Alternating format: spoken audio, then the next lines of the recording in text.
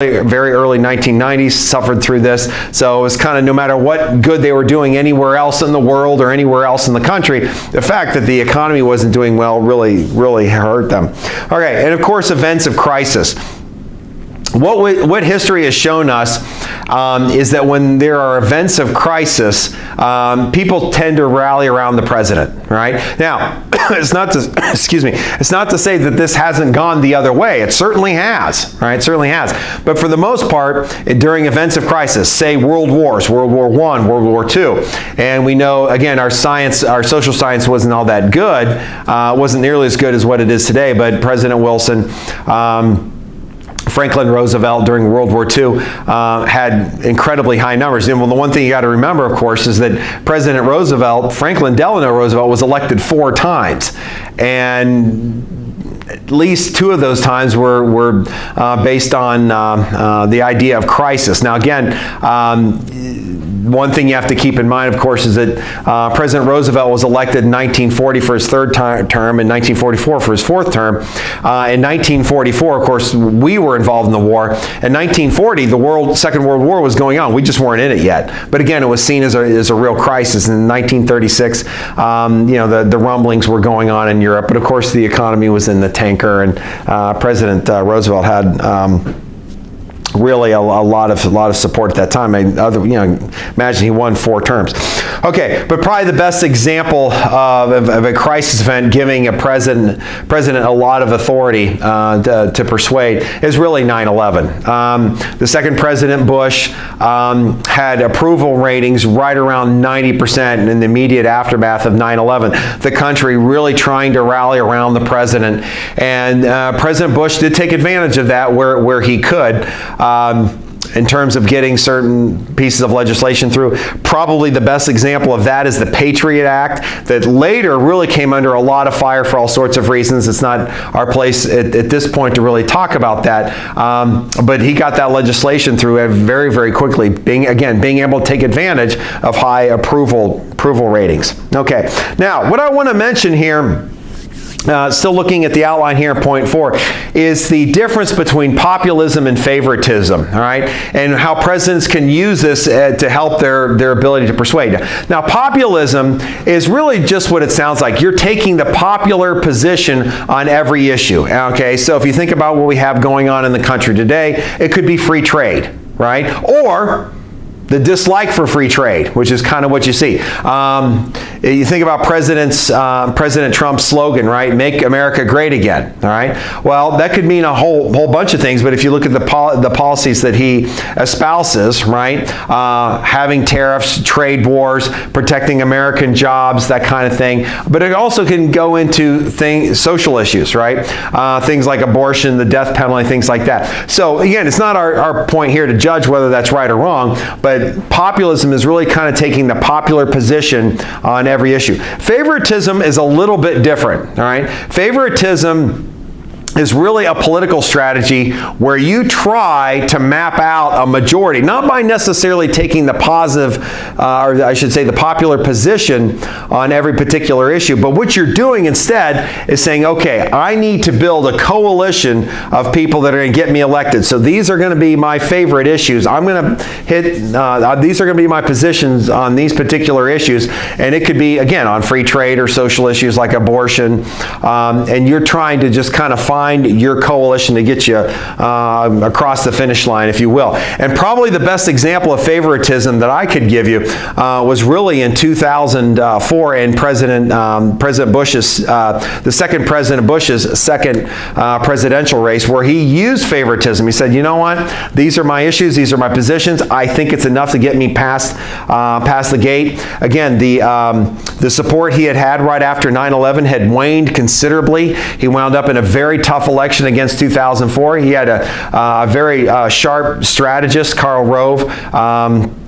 Doesn't matter what your belief was as to whether you like Karl Rove or not. Sometimes he's kind of a lightning rod, but nonetheless a brilliant strategist that got President Bush across the finish line, saying, you know, we've got the group that we've got. These are going to be our positions, and we're going to hit them as hard as we can. Certainly not populist. But got him across. But again, it really kind of depends on the approach you're trying to use. Okay, now in terms of the development of a mandate to govern. So presidents want to say, all right, and this is certainly related to the ability to persuade, because you want, as a president, your policies to be achieved not only legislatively in Congress, but also with your administrative agencies, right? Those that, the people that work for you within the executive branch of government.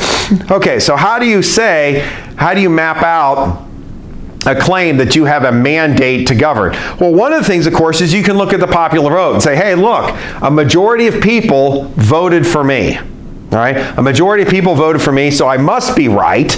Okay? And my policies are the ones that should be promoted. Now, certainly easier said than done over the last couple of decades, right? Now, you look at President Clinton, who, for the most part, I think it's fair to say he was a popular president, especially in his second term.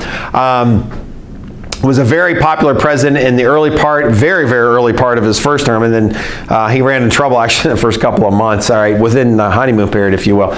But nonetheless, the one thing to keep in mind is that President Clinton never won a majority of the popular vote. In his second election, he came very close. He got 49%, but he didn't get 50% plus one, if you will.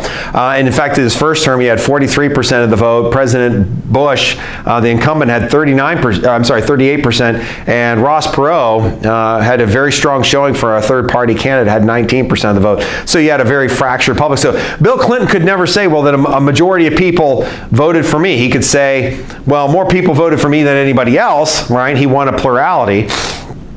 And that certainly helped, but nonetheless, he couldn't claim a majority. The same was true with President Bush after his first term. Again, he actually, in his first race, lost the popular vote to Al Gore.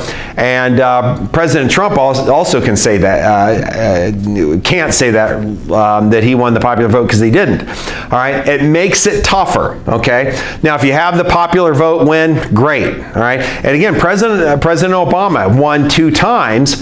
And got a majority vote, but not by much. Okay. All right. So let's look at a second way that it's possible, and that is through electoral college majority. So obviously, the only way you're going to become president is if you win at the electoral college level, right? That you have more electoral votes than anybody else, right? And of course, you have to achieve a majority. If you don't achieve a majority, the Constitution has a process whereby we try to determine a winner. However, lately it hasn't been a problem, and we haven't had a race thrown into the House in many, many, many moons, so we don't have to worry about that. But presidents, even that President Bush in his first race, President Trump in his first race, again, he'll be up in 2 more years here, they've been able to say at least that they have a majority in the electoral college. So they can say something akin to, well, maybe more states than not supported me, right? Or I had more electors supporting me than not, right? Now, again, that gets a little hazy, especially for President Bush in his first term and President Trump now, where they can't really point to a majority vote in terms of the popular vote, but they kind of rely on the electoral college. And then a lot of people say, well, maybe we don't need the electoral college if we have people that are being elected based on less than first place. Now, again, that's a debate for another issue, and we'll have that a little bit later. Okay, but one of the ways to say you have a mandate is, hey, you know what, I won in the electoral college. All right. The third is really midterm elections, right? Now, I'm going to give you a general rule, all right, that history has shown, but then also give you a curveball here in a second as well. All right, the long-standing rule is that an incumbent president's party loses seats in the midterm election. Okay, an incumbent president's party, all right, loses seats in the midterm elections. All right, now the midterm elections are basically that 2 years period, if you will, right after the president, we've had a presidential election, so we're right smack in the middle of it. So in 2 months, we're going to have a midterm election, right, that 2-year period between 2 presidential elections. And as a long-standing historical rule, if you will, the incumbent president's party has actually lost votes. Now, there have been exceptions to that, by the way, all right, especially recently, but nonetheless, it's a pretty good rule of thumb. So we're in a situation right now where President Trump a Republican is in the White House, his party actually controls both the House and Senate, and there's a good chance that the Republicans lose seats in the House and the Senate. That's just a long-standing rule. A lot of this has to do with political party fatigue, buyer's remorse on the part of voters saying, well, maybe I made a mistake, maybe I should go the other way. You give a president a two-year window, and sometimes they make mistakes, and they make voters upset, and those are things that just happen. So, with that said, however, if you do see a president, and it's happened, an incumbent president whose party actually increases the number of seats, right, in the House and the Senate, that certainly can be a way to show that you have a mandate. Now, the best example of this, of course, is President Bush in 2002. His party actually won seats. Now, maybe a lot of that was part of the aftermath of 9/11, but again, there are some other examples whereby the incumbent president, again, it's rare, right? It's not the long-standing historical rule, but where they've won some seats. Okay. All right, so the next thing I want to talk about are some of the other parts of the executive branch of government.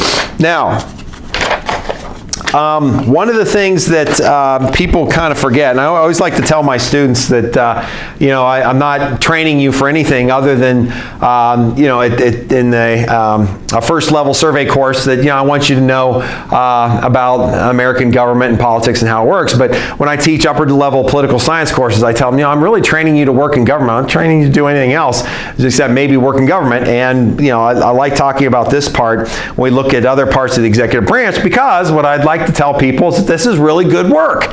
Working for the federal government, working in the executive branch is really, really good employment. I think it would be a great thing to work for your country. I work for the government, but I don't work at the federal level. But I think that's something that I wish more of my students would actually consider. Okay, so. Looking at the White House staff, the White House staff has grown and grown and grown and grown and grown with each president, right? Why? Well, the president has more to do, greater responsibilities, society becomes much more complex, and that means the White House needs more in the way of advice. More troops on the ground, not in the military sense, of course, but more people to help him, and again, hopefully someday her, out with his... again, someday, her position. Now, I'd like to start with the Chief of Staff. Now, the Chief of Staff position is really the number 2 person in the White House. You might say, well, what about the Vice President? No, not really. The Chief of Staff is really the President's go-to person. And if I had to pick really a third, it's really the White House Press Secretary, right? But the White House Chief of Staff really makes the White House operation run, coordinates all the advisors, right? So you think about all these advisors working within the executive branch, they got to go through the Chief of Staff before they can get to the President. Now, sometimes it's just not very difficult to do. In some cases it is, where the Chief of Staff really plays gatekeeper to the President in managing really managing the President's time. Now, the Chief of Staff is almost always a long-time supporter of the President, somebody the President would trust his, and again, hopefully someday, maybe her life with, all right, and their political life, not their physical life, maybe that too, but certainly their political life with. They always have a go-to person, somebody they can always trust, not only to get them things done, but also give them a source of advice. Now, chiefs of staff over the years, depending upon the president, have certainly varied in power. There's no doubt about that. Some chiefs of staff have been more powerful than others. Now, there are other positions within the White House staff that I want to mention just briefly. There are 4 positions that I would consider outside of the chief of staff. I just gave you one here a second ago that are very important. Again, what I would consider the number 3 person in the White House is really the press secretary. This is the person that's always out in front of the president, kind of leads the day-to-day political discussion, and that's what I want you to know. The press secretary leads the everyday political discussion, almost always in front of the press once a day, one way or the other. Could be for a long conference, could be for a short conference. Doesn't matter, right? Sarah Sanders currently is the press secretary, and she's in front of the news quite a bit, in front of the press actually a lot. So she's had a pretty tough road to hoe with a lot of what's been going on. But by all counts, doing about as good a job as you possibly can. I mean, President Clinton went through several where it was pretty tough. President Bush, I would say probably one of the best press secretaries I ever saw actually worked for both President Reagan and the first President Bush, and that was Marlon Fitzwater. Did a very good job of managing the media. So again, that's one of the next four I wanted to mention, but I also want to mention the Domestic Policy Advisor. That is also a very powerful position. Also economic advisors, the National Economic Advisor, and then lastly the National Security Advisor. So those are some of the top day-to-day people within the White House staff. Again, domestic policy, economic policy, security advisor, just what you would think. And of course the press secretary and the chief of staff. Okay, so let's talk a little bit about the vice president. All right, now when you ask Americans who the vice president is, they generally don't know the vice president nearly as well as they know the president. And that's for all sorts of reasons, right? The vice president is rarely out in front of many issues, right? Now, vice presidents have certainly varied in terms of authority and activity, largely based on the president's comfort level with the vice president being out in front of certain issues, all right? There have been examples of very powerful vice presidents. Walter Mondale, who was President Carter's vice president, had a lot of authority. Vice President Gore, who was Bill Clinton's vice president, had a lot of authority. Vice President Quayle, who was the first President Bush's vice president, had very little authority. And actually, the first President Bush, when he was President Reagan's vice president, really didn't have much authority as well. Okay, but let's talk about what the vice president does. Now, constitutionally, the vice president has as his, and again, someday her, responsibility is really, again, their constitutional responsibility, just to be clear, is to be the president of the Senate, right? And if there's a tie vote, as you already know, casts the deciding vote in the Senate. Also, the vice president constitutionally becomes president if something happens to the president. Okay, now let's talk about what I would call the chores of the vice president. Now, again, these vary in terms of vary from president to president, whatever the president is comfortable giving the vice president in terms of authority. Current Vice President Mike Pence has been out quite a bit, doing a lot of these things I'm going to mention. Okay, number one, campaigning. The vice president is constantly campaigning, right? Campaigning for the president, because the president is going up for another election. Now, when you say, well, what about it if we're in a second election? Or, I'm sorry, the president has already been elected for the second time, then what does the vice president do? The vice president is still campaigning, right? Now, the vice president might actually be campaigning for his or herself, right? And maybe contemplating a presidential run, but also helping out other members of that political party, House, Senate, at the governor's level, etc. All right, number two, very much related to campaigning, fundraising, right? Vice presidents go raise money, right? You're going to find vice presidents at all those chicken and pea dinners trying to raise money. All right. Third, raising support for policy. So you'll see a lot of stump speeches by vice presidents, and again, the president will send the vice president out to different areas of the country, and rarely is the vice president, and sometimes other parts of the world, very rarely is the vice president home in Washington delivering stump speeches trying to get support for particular policies. All right, number four, keeping the political party together, right? So one of Mike Pence's responsibilities right now is to keep the Republicans together, keep them on task, keep them focused. And he has a lot more flexibility, right, than the leadership in the House and the Senate to do those things, right? So whereas the House and Senate leadership have some stricter rules in terms of what they're going to be able to do, whether they be official rules or really kind of social rules. The vice president has a lot more flexibility because the vice president isn't running for office, at least independently.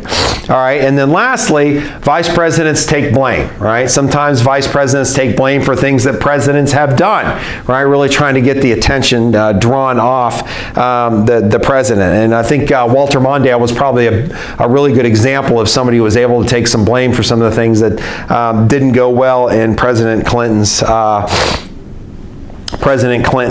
term. Okay. With that said, just a couple of points about the cabinet, and we're going to spend a lot more time talking about the cabinet when we get to the bureaucracy chapter, all right? But the cabinet, all right, is made largely of the 15 cabinet departments, administrative departments within the executive branch, right? We'll spend more time, again, when we get to the next chapter on the bureaucracy, but there are now 15, all right? So you have these 15 very large administrative cabinets in the departments, and that's a lot of people, right? So you got 15 political appointees, some other lesser officials that are also appointed. But again, this really kind of shows the growth of the administrative branch of government. Now, that's not necessarily a bad thing. I think sometimes we think of growth in the executive branch as a terrible thing, and the federal government's gotten out of control. Not necessarily. We have a complex society, and as we have a more complex society, we have other problems, and we have a need for government to address those problems, right? Whether it's a direct approach to that problem or more of a coordination approach. Again, as we had talked about in terms of federalism. Now, the best way to look at a cabinet, at least for our purposes now, before we jump into the bureaucracy, is imagine you have all of these advisory boards, right? These cabinets are all advisory boards. Now, it's not to say they don't really do the actual work of government. They absolutely do. Okay, but you have these 15 groups, right, giving the president advice, right, whether it be on energy, education, treasury, financial issues, if you will, State Department on foreign affairs, right, the Defense Department on security issues, things like that, Attorney General on legal issues.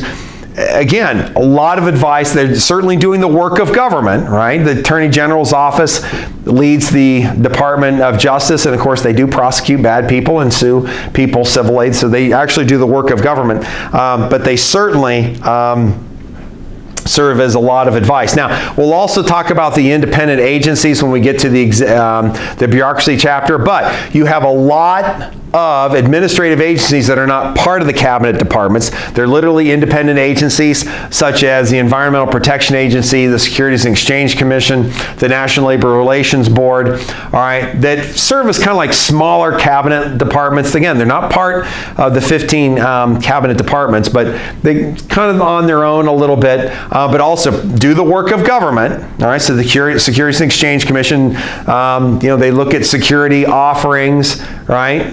In fact, I was just reading today that this SEC is, that's probably why I'm thinking about it in my head, the SEC is suing Elon Musk,